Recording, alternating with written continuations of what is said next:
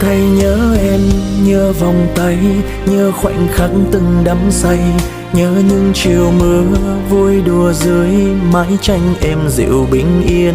Thương em nhiều lắm, thương tấm thân gầy mòn sơ xác lui tàn. Thấy em đớn đau, anh đâu chịu được nỗi. Hôm qua em còn nơi đó, hôm nay tan về nơi đâu. Anh chơi vơi giữa đêm trâu, hỡi thế gian sao lắm u sầu. Cô ấy là cả thế giới, là cả bầu trời tương lai. Mãi này chẳng còn một ai bên cạnh anh lắng lo mỗi ngày.